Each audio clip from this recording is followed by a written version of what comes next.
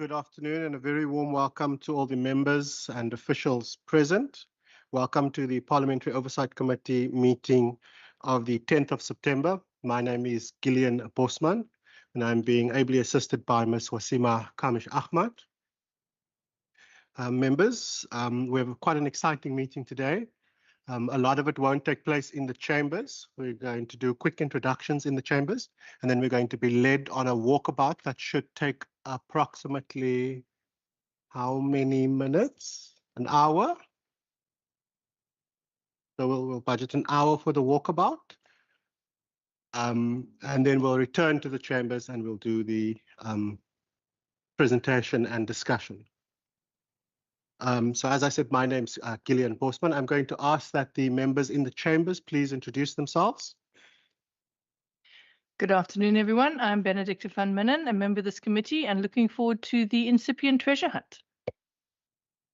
Dave Bryant, member of the committee.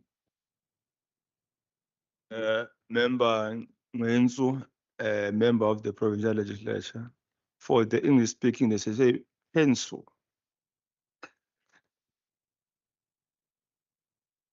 Good afternoon, Chair. I'm Leon van Wyk, an alternate member of the committee.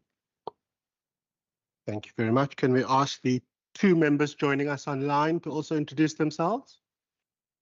Good afternoon, Chairperson, all honourable members, Deputy Speaker and senior officials. My name is Wendy Kaiser-Philander and I'm a member of this committee. Thank you.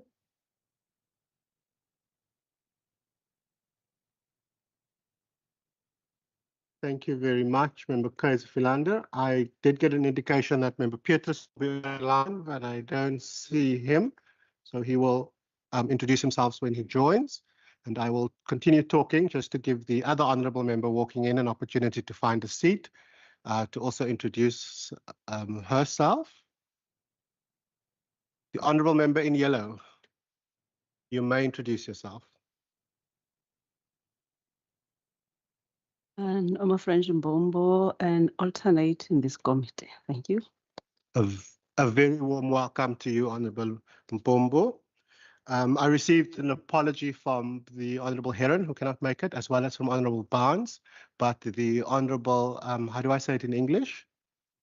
Kensu, Honourable Kensu, is acting as an alternate for Member Barnes. I'm now going to hand over to colleagues on my right to introduce themselves, starting with the Deputy Speaker. Regan Allen, Deputy Speaker.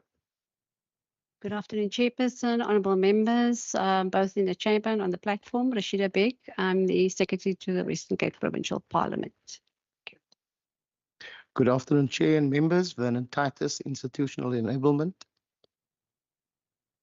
Good afternoon, Chair and members. Nicole Peterson, Chief Financial Officer. Good afternoon, Chair and members. I'm very happy to see all the members also full of beans on this Wednesday. I'm Sunel Fouchier, Public Engagement. Afternoon, Chair and members. Margot Goldstein, Director Strategy.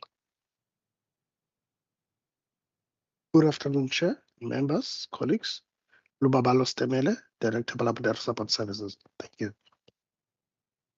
Good afternoon, Chair and members. My name is Temba Nolusu. I'm the Safety Security Precinct Manager. Good afternoon, Genevieve Ackham, Manager in the Office of the Secretary. Thank you very much. Colleagues, as you know, the purpose of today's meeting is for us to do a tour of the parliamentary precincts. And I see Ms. Kamish-Ahmad added the S there because we are a very unique parliament. We are tenants in a building that doesn't belong to us, and we share a building with other government departments, and that makes the management of this building slightly more complex than any other parliament. That tour will be led by Mr. Nolusu. It is now 13:34, so for those members online, we will be back in the chambers at 14:30. Unfortunately, because you're not here in person, you won't be able to participate in the tour because we do not want the specific security elements to be available on YouTube for certain members of the public and certain former honourable members to see so that they can break into the chambers. I make light of it, but you will remember we had an incident during the public hearings for a piece of legislation last year where the WCPP property was seriously damaged by members of the public as well as members of this House. So it's a very serious topic because it deals with not just the safety of the members in this building, but also the staff who work here. This conversation also happens because we've had a death in this building as well that impacts how we interact with the building and also how people respond to their own safety. I must also note that the Honourable Mbombo is also busy with a benchmarking exercise for the Commonwealth Women's Parliament as part of the gender work that's being done there. So this information is also quite informative in terms of the safety of our female parliamentarians, because that is another unique layer that we have to take into account. So with that lens, Mr. Nolusu, we are in your hands. And I must also just note that the colleagues who operate and work in the building, who have done this multiple times, you are more than welcome to return to your desks. And you are more than welcome to do more productive things with your time. This is a productive thing that we're doing with our time, and you can join us again at 14:34 in the chambers.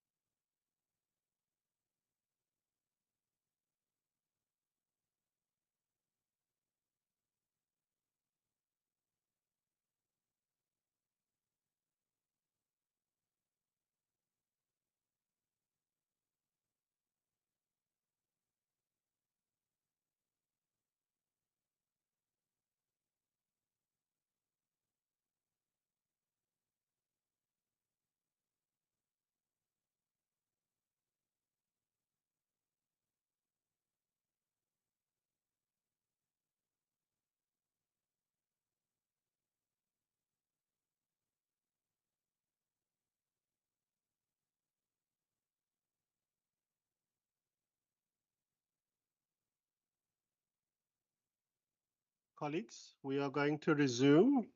For those of you online, unfortunately, you missed quite a nice walk. It was quite fast-paced. I note that members who asked the most questions during the walk is not back yet. So I'm not sure if Honorable Mbombo is still in the gym or if she's coming back. But thank you very much, Mr. Lulusu and Mr. Abbas, for that walkabout. It was very insightful. Members, we're now going to go over to the presentation, which will, I think, hopefully answer some of the questions. And if there are still questions afterwards, we will respond to that. Before we do that, I'm going to ask if the Deputy Speaker and the Secretary would like to make any introductory remarks. And I'm not sure who's doing the presentation, but we'll hand over to the person doing the presentation as well. So over to you, Deputy Speaker. Thank you, Chairperson and members. From my side, to appreciate the Standing Committee conducting this particular assessment. It is so vital, as the Chairperson indicated, not only for members, but also for officials and those that are visiting our precinct. I will hand straight over to the Secretary for further remarks. Thank you very much, Chairperson and members of the committee, for the opportunity to present on a critical matter that impacts not only the work of members and staff, but also contractors and visitors to the parliamentary precincts. And it's a matter that we as an administration take very seriously. So we have done our own walkabout with the senior management team. And not as a precursor to this committee's walkabout. It emanates from a number of engagements we've had through different structures, but also an engagement that we had with the HOD for the Department of Infrastructure. So as a result of that engagement, we decided to do our own assessment of what are the critical needs for the institution. I just wanted to also share with this committee that I've received confirmation of my appointment as the chairperson of the Joint Planning Committee. And that is a requirement in terms of the National Key Point Act. So that appointment is effective as from the 5th of September this year. And maybe just to share with you, what does that mean? It basically means that the Secretary to Parliament is responsible for the security of the National Key Point. And the Secretary also chairs the Joint Planning Committee. And that Joint Planning Committee is made up of a number of different participants, but overall our responsibility is to coordinate the safeguarding of the National Key Point. And then there's different responsibilities allocated to some of those stakeholders. And I just thought I'll give you an overview of who's all part of that JPC. So it's members of the National Key Point Management, it's the local station commander of SAPS, it's the provincial NKP commander. Then we also have the chief security officer, the state security agency representative also attends, and then we also have disaster management as well as SAPS crime intelligence. Now we have gone a bit further and we've got co-opted some other members, to key stakeholders, to be part of the JPC, particularly those that represent the other business units in this particular precinct. So it will be the Department of the Premier as well as Provincial Treasury. And then we also have a standard representative of the Department of Infrastructure who is required to attend all these meetings. So the terms of reference for the JPC is to make sure that these adequate precautions are taken to ensure that the National Key Point is safeguarded from any threat or potential threat to which it may be subjected. To ensure that we have copies of threat analysis plans and procedures for approval by the Joint Planning Committee. And these are also submitted to the National Key Point Strategic Installation section. We also keep these security threat analysis plans and the procedures updated in view of changes in circumstances of any threat to this institution. And this must be approved by the JPC. So the letter of appointment as chair of the JPC further states is that the security plan and contingency plans of the NKP are also the responsibility of the provincial parliament, but it clearly assigns responsibility for protection plans to the local police station, as represented by the station commander on the JPC. So these plans are coordinated and integrated also by the JPC. So the JPC meets quarterly. It had its first meeting that I participated in on the 7th of August. We have in that meeting considered a number of health and safety risks to the National Key Point. We are not able to disclose it because the considerations of that committee is confidential. But emanating out of that exercise, we then did have a meeting between the Secretary of WCPP as well as the head of the Department of Infrastructure to share some of our concerns. It was a very progressive and positive meeting. There was a firm commitment to address the health and safety risks that we have identified. So as a result of that engagement, the senior management team of WCPP, we did our own walkabout just to get a sense of what are the key issues.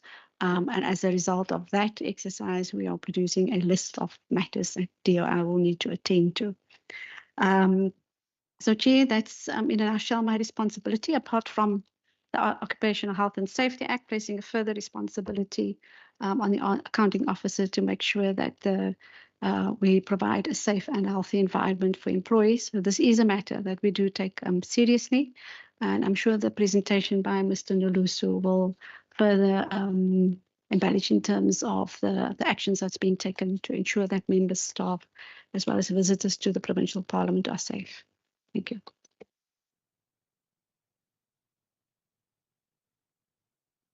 Thank you very much, Madam Secretary.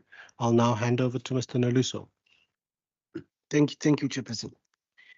We received the request to do a briefing to the Oversight Committee regarding the following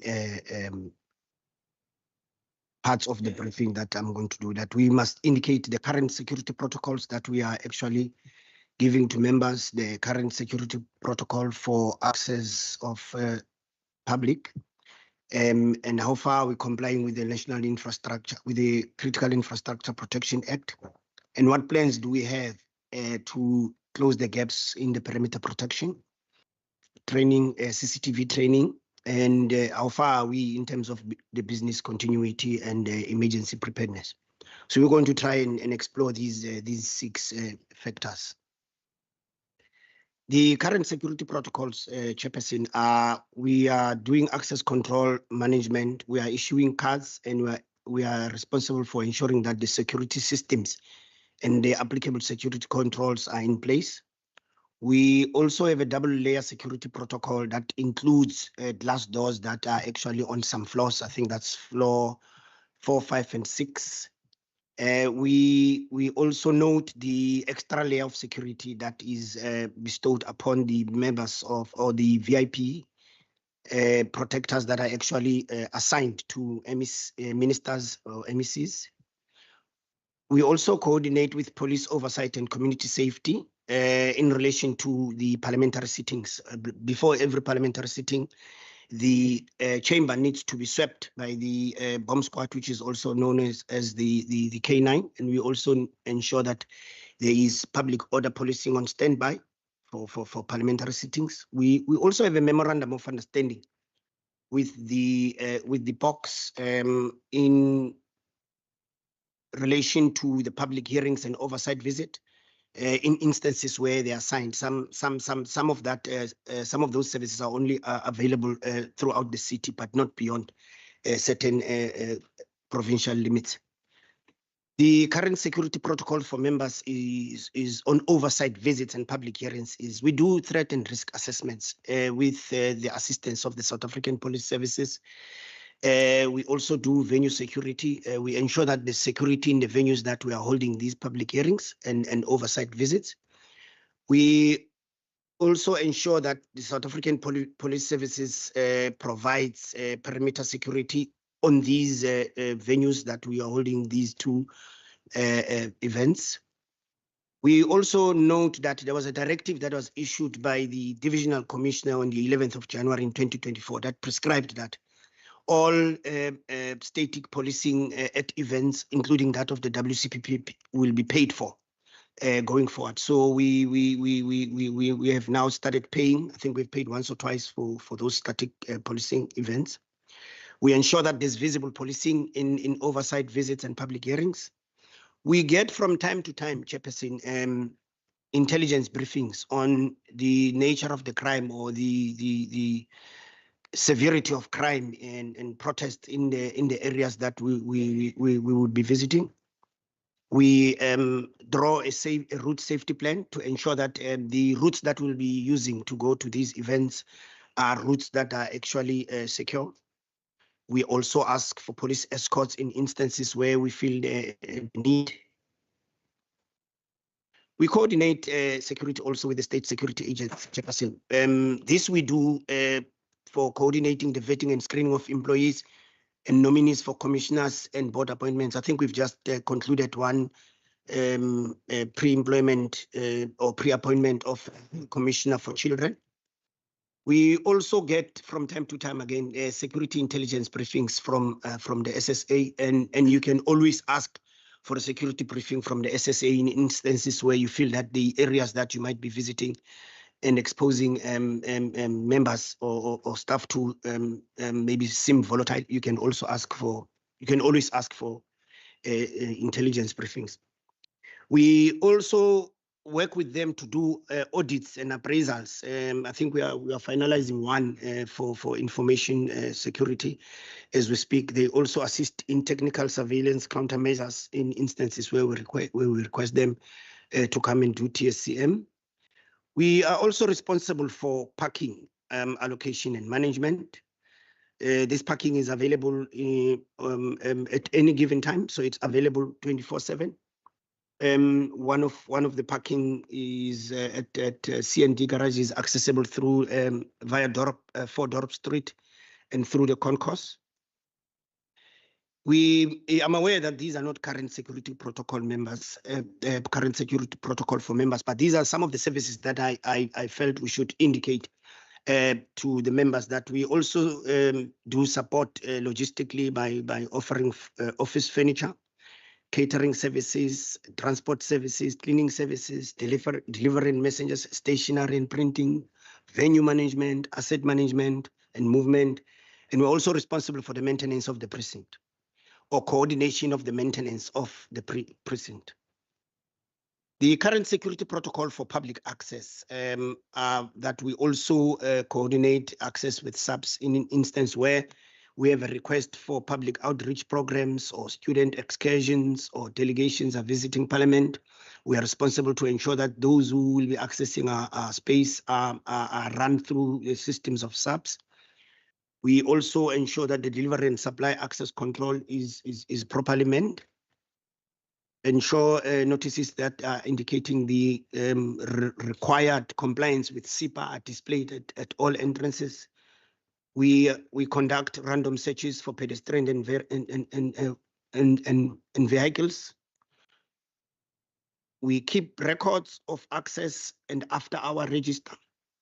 We also do visitor register management.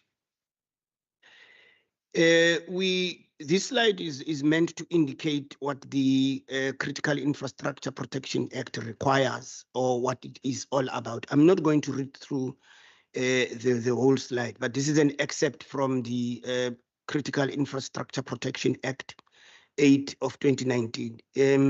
The administration of the Act under the control of the National Commissioner, as well as the functions of the National Commissioner in relation to the Act, is that we must establish committees and their functions. And then it is the obligation of, we need to report obligations and to provide transitional arrangements. The next slide. So according to Chapter 4, Chairperson, of the SIPA, we are responsible for the critical infrastructure, and the person in control of the critical infrastructure, in this instance, the secretary, must take reasonable steps to secure the critical infrastructure, ensure that it's protected by the employees of that department or organ of state, and implement and monitor prescribed security policy and plan. So I must say that the present policy, present security policy is under review, and it has been circulated to members and staff for contribution. Liaise with the relevant security cluster stakeholders, SAPS, SSA, POX, in relation to the management and control of the critical infrastructure. authorize access to critical infrastructure or oversee the authorization thereof, and remove individuals within the critical infrastructure. So in terms of the SIPA, SAPS is responsible for the overall physical security of the precinct, including access control for all who require admittance to the parliamentary precinct. So we would like to highlight that due to the location of the legislature, we do not comply with the SIPA requirement of 100-meter perimeter. What this means is if the building was in a space where we could erect a fence, we were supposed to do that, but we are using different forms of surveillance around the building, which includes static and POX units. SAPS Cape Town is also assisting by conducting regular patrols over the perimeter and the concourse to ensure the safety and security of Parliament at all times. POX also monitors the perimeter and surroundings through CCTV surveillance. We would like to also highlight that we have received a security assessment score of 98.28 from the National Key Point Commander for the year 2025. This is a high rating. It reflects our continued commitment to maintaining stringent safety and security measures across the precinct and the legislature. So the WCPP, through the Office of the Security Manager, is further expected to participate in SIPA-related security forums.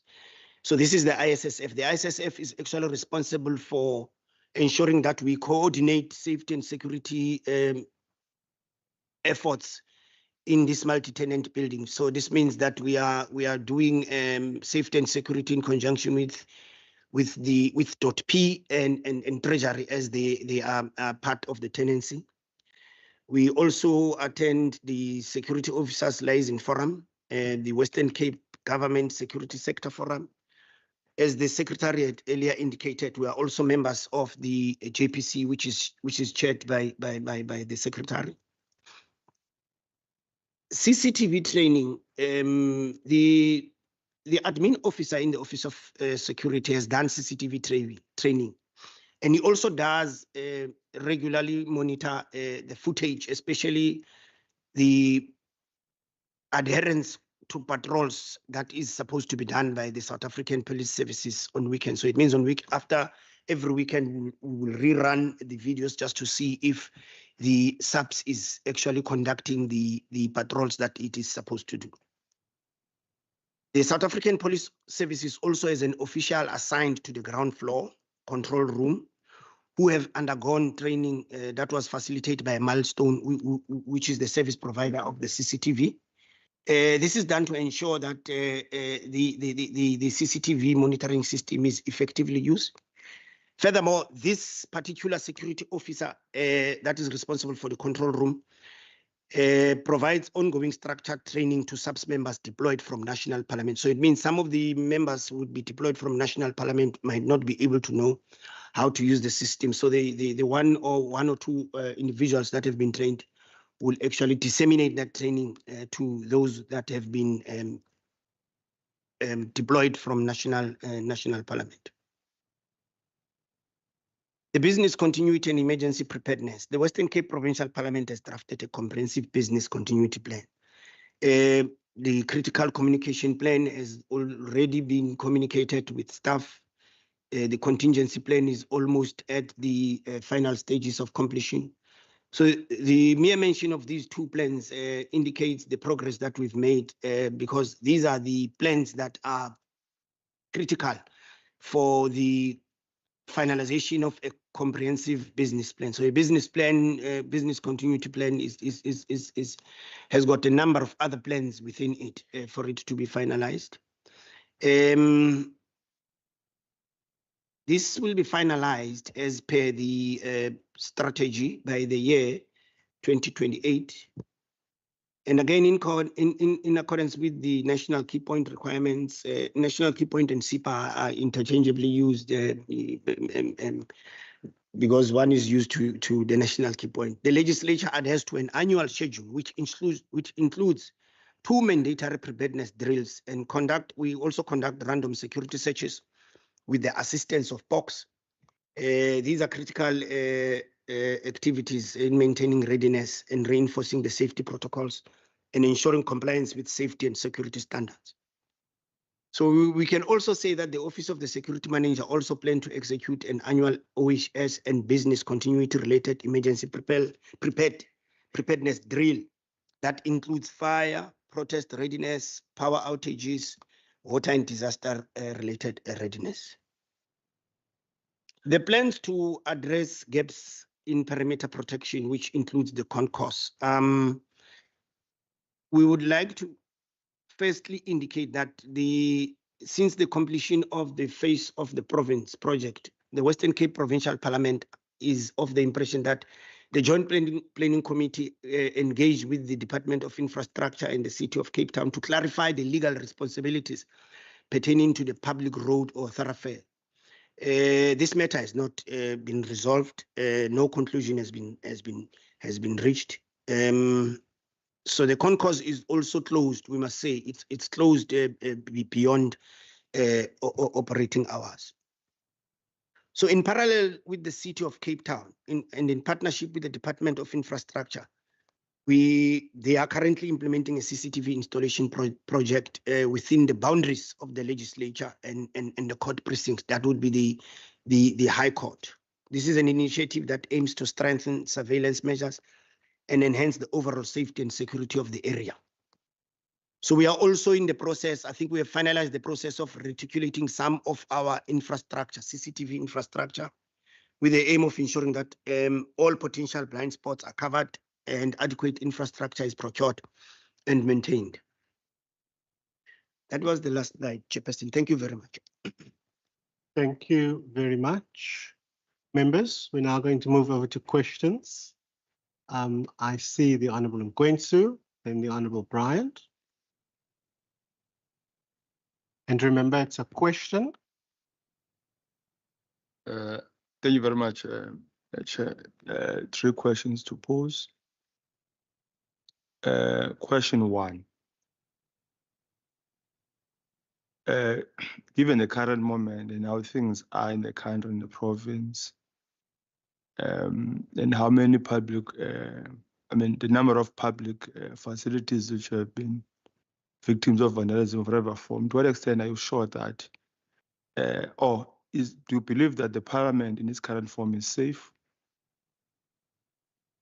That's the first one. The second one relates to the point you made that you don't comply, or we don't comply with the CIPA. To what extent are you sure that indeed proper patrols do take place? And how regular are those patrols? And finally, with regards to just basic thing, parkings, there are about 3 parkings I'll talk to. The first one is a parking which is just behind either, it's a Mercedes-Benz, it's just behind either member Ayanda Barnes or Khalid. Inevitably, you can bump the Mercedes-Benz behind you. And also, as you turn left towards your own parking, there is a what? There is a VW Polo on your left. Is that not a risk, perhaps? Unnecessary risk for, or first, how often do you get accidents in the parking? And also even individual members avoiding to bump other people's car end up hitting the wall, right? You go further down, I think it's your parking, the corner. Is that a red parking? Is that a parking? And when the house is full, and just down there, I've seen many members battling to move out, and some are forced to reverse right through. And if you look at the walls, by the way, in many instances, they've got paint indicating that they were stretched in one way or the other. So the conduciveness of the parking and in the best interest of the members, and also including yourselves as staff, You know, so those are the few issues which I wanted to raise. Thanks. Thank you very much, Chairperson. And thanks very much to the officials for the visit and for taking us around and being so open and honest about some of the challenges. I do think there's a risk with being too specific about some of the things that we saw, as this is a public meeting.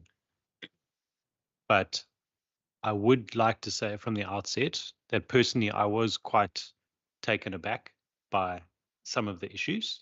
I'm not going to mention them now, but there were a couple of things which really stood out and set off some alarms for me that I didn't realize were the case.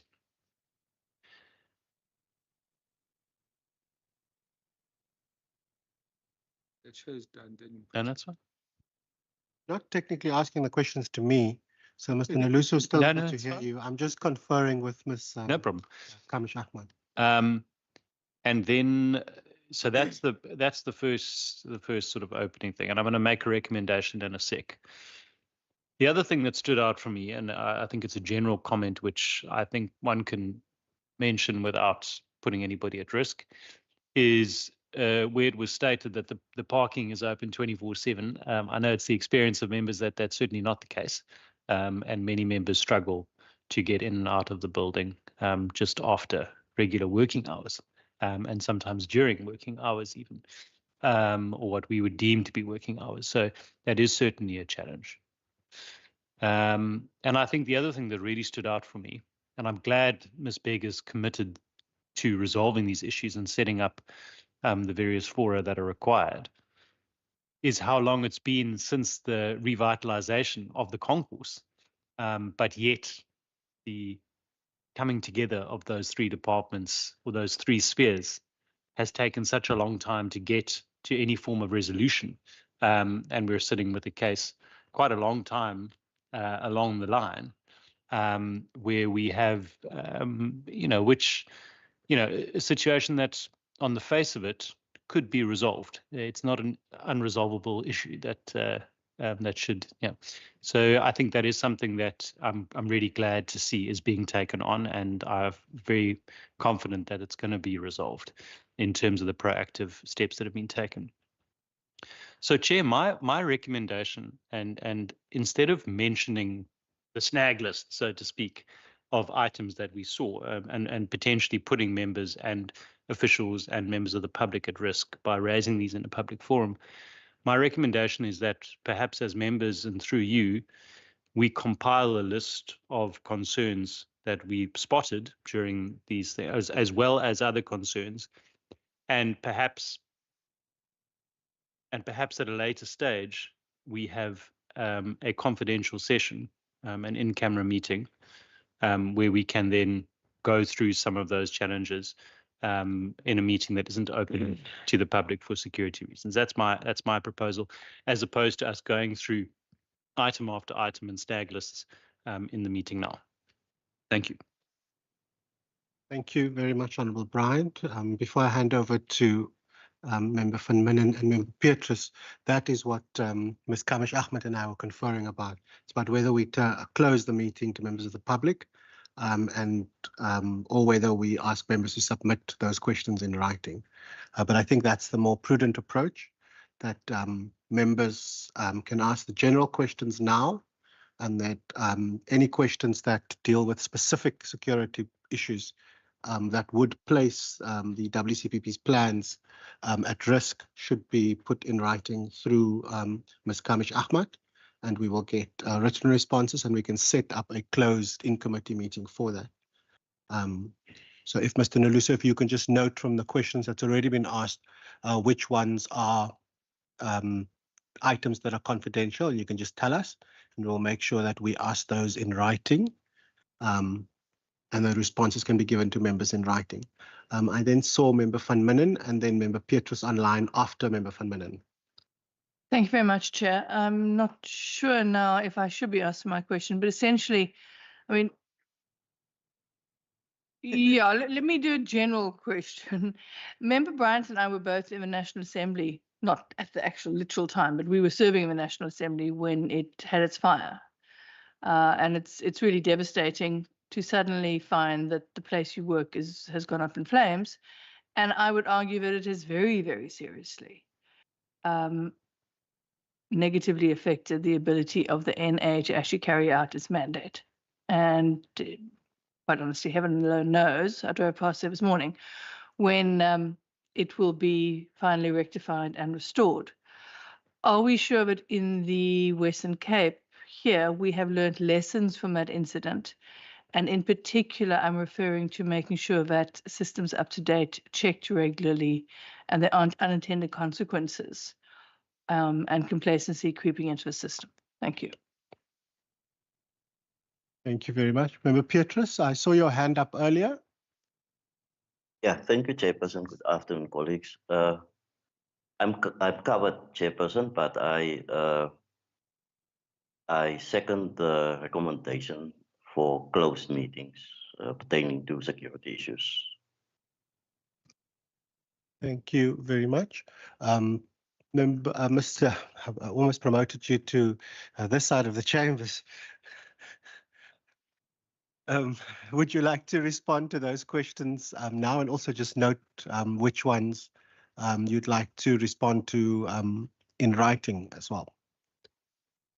Thank you, Chairperson. I've noted that there's quite a few that that would require a closed session because of the level of security sensitivity. I acknowledge that. You see, because these include locations of areas that are actually frequented by members of parliament. I also feel it is not advisable to discuss any of these matters in an open session. So I think I also want to follow by saying we would be much more comfortable in responding to the questions that can be posed. That's if it pleases the House. Madam Secretary.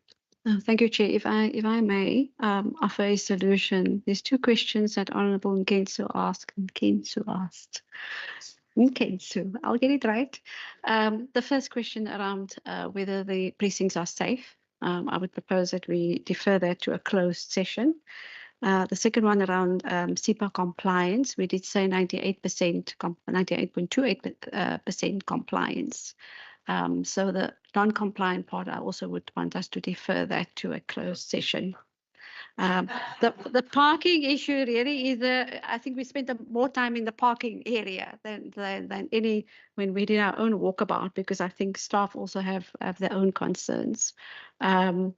I really think it's a matter of it's the fact that we don't have our own precincts and we can manage our own parking. I think that's the bottom line. We're sharing the building. There's other departments and we have to share the parking as well. And I really feel sorry for Mr.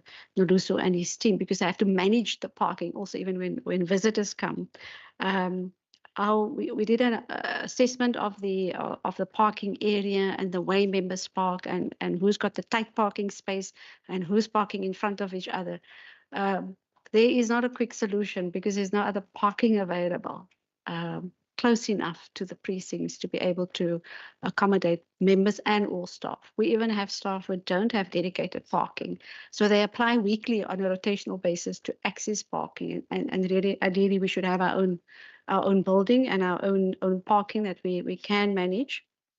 But we have shared some of the concerns, particularly late night access for members to the parking. Mr. Noluso showed us a way to get to the parking without going on the outside around the corner. And I know that there's problems with the lifts, that the lifts sometimes take long and members need to be at either at a particular destination. But we have highlighted with our colleagues in DOI some of the concerns in terms of access and the 24/7 accessibility to be able to open up the doors. I know Chief Whip shared an example where they had to keep the doors open in order for somebody to exit. So those are some of the concerns that we have lodged with DOI to look at solutions and that we make the most currently of the parking as it is. There are other alternatives that we're exploring, but we first want to explore that and have the engagements with the relevant departments before we make commitments that we can't keep. So that's around the parking.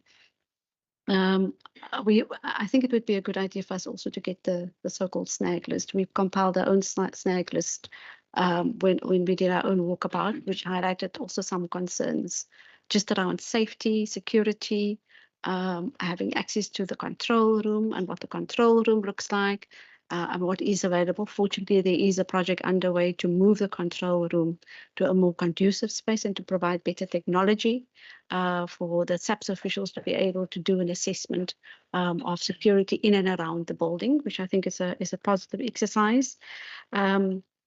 Just around the National Assembly fire, I was still employed at Parliament. I was recalled from leave to come back because the building was in flames. And I think there are definitely lessons that's been learned out of that exercise. There is a fire rationalization project. We won't go into the details. That is being dealt with by DOI together with the two other occupants of the building. So it is part and parcel of our engagements also at the JPC to make sure there is a planned fire drill that's going to take place. I'm not sure if it's announced or unannounced, but that's also part of the plans that we have in place to make sure that we don't have the same situation there. I think that covers all the questions. Thank you. Ms. Bashir? Thank you, Chair. I just want to say that some of the paint on the walls and on the pillars, I can confirm it's from me as well. So we must just check our scratches and compare that to Ms. Bashir's car. So if there's any scratches on your car, just compare it to Ms. Bashir's car. Members, I've got quite a few questions, but I think it would be more productive if we put those questions in writing. And then we can also look at the nature of the questions and then determine whether the next meeting should be an in-camera meeting. I do think it's important to have a discussion and not just get written responses. I must say it's disheartening that we're still having this conversation because we've had this conversation since 2019 when Minister Wenger was the chair of this committee. We've done a walkabout before. We actually saw the control room the last time. What makes me nervous is it's the same South African Police Service that protects this precinct that was responsible for protecting the National Assembly. And that's a stark reminder of what it looks like. I'm one of those people who with Mr. Titus work late at night and come early in the morning. So we sometimes see the deficiencies in security, and you see when you walk into the building sort of what the attitude towards security is. So I always ask the question, what makes a member less honourable than a minister, and what makes a member of staff from Parliament less honourable than a member of staff who work for the other government departments that use this building? Because we do know that there is differentiated access into the building, and that's something that we need to address with those various departments. We are a tenant in this building, but even tenants have rights under South African law. So we must just make sure that as we do our oversight, we mustn't just confine it to oversight in this committee, because we are also responsible for conducting robust oversight to the departments that provide the service. So members, besides the homework that you have to compile your questions and the snag list, you are also entering a period soon where you'll be discussing the annual reports of the different departments. So when you read the Department of Infrastructure's report and the Department of the Premier and the Provincial Treasury's report, as well as the Department of Health, remember that they are also tenants in this precinct. And when you have some of these questions around security and safety, DOI and Com Safety should be able to answer those questions as well, because we are reliant on them as well. It's not just the responsibility of the staff of the WCPP to ensure that safety. With that, I also want to say thank you very much to Mr. Uester from, I think, the Department of Infrastructure for accompanying us on the walkabout and also being able to answer some of the questions as we were walking. That was very helpful, and we're always grateful for the work that the officials do. I know you can't solve all of our problems because the state of procurement in the South African public service sector means we rely on tenders and suppliers, and that system is a whole different beast on its own. So sometimes when you want something done, you have to go and procure it and you're at the mercy of suppliers. So very often that's also an issue. So with your indulgence, members, I'd like to conclude the meeting for today at that point and ask, before Member Ngwensu, our visitor, runs out, ask that you compile your snag list and that you send it to Ms. Kamish Ahmad by latest Monday. Don't know what Monday's date is because I live for today and tomorrow these days, but by latest Monday, close of business. And Ms. Kamish Ahmad will then write to the WCPP through the secretary, and we will engage with the chairperson of the Parliamentary Programming Authority to find an alternate date. So thank you very much to all of the officials present, especially to Mr. Naluso, the secretary, and Mr. Uester, and the Deputy Speaker for making time to do this today, and also to the members. And I think we saw how important this is because we had members who've never come to a Parliamentary Oversight Committee who was very eager to walk around today. So we do hope that they come back as well. So members, thank you to you online. Hopefully for our next meeting, you'll be in person and you'll be able to do your own walkabout. The meeting is thus adjourned.